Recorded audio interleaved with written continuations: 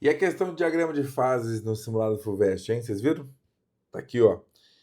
O diagrama a seguir apresenta os estados físicos da água em diferentes pressões e temperaturas. A gente conhece esse diagrama, né, gente? É um diagrama de pressão por temperatura. Ele tem comportamento de uma substância anômala mesmo, como da água.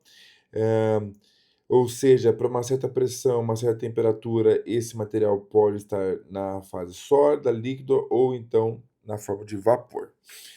Considere que um cozimento total de um determinado alimento em uma cidade ao nível do mar requer mantê-lo por, no mínimo, 5 minutos da água após a fervura. Então eu quero, se o nível do mar é 1 atm, eu quero aquecer a água que estava líquida, e ela vem e se torna vapor, e aí eu espero por 5 minutos, fervendo.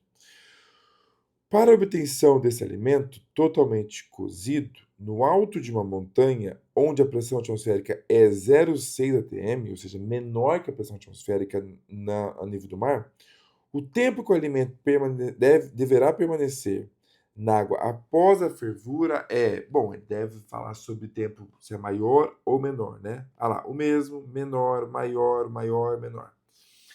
Então, a primeira coisa que eu vou analisar é a que temperatura a água ferve lá na montanha? Bom, a gente sabe que a nível do mar, a água ferve a 100 graus Celsius, a pressão de 1 atm. Como lá em cima na montanha eu tenho 0,6, então eu estou olhando mais ou menos aqui, ó.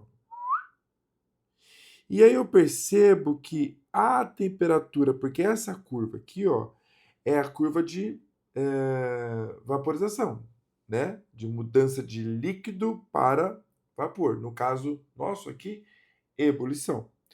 Portanto, eu percebo que a água vai ferver a uma temperatura inferior a 100 graus Celsius. Horas.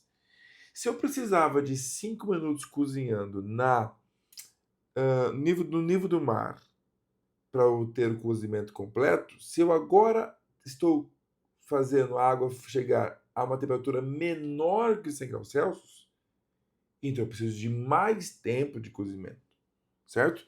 Se antes era 5, porque eu estava a 100 graus Celsius, agora eu preciso de um novo tempo estando uma temperatura menor.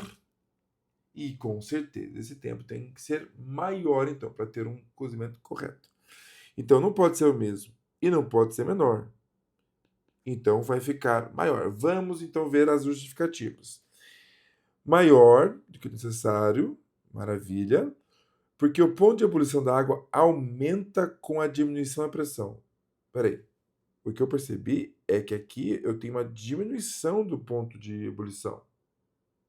O fato da pressão diminuir faz com que simplesmente, gente, a gente tenha menos ar aqui em cima.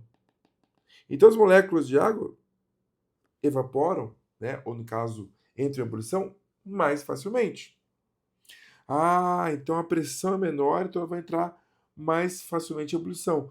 Portanto, eu preciso de. O que aconteceu aqui é que eu tenho uma redução da temperatura de ebulição, o que nos dá a alternativa D como correta. É maior do que o necessário, como a gente esperava, certo? Porque o ponto de ebulição da água diminui com a diminuição da pressão. Fica mais fácil ebulir, certo? Gostou de conteúdos assim como esse vídeo?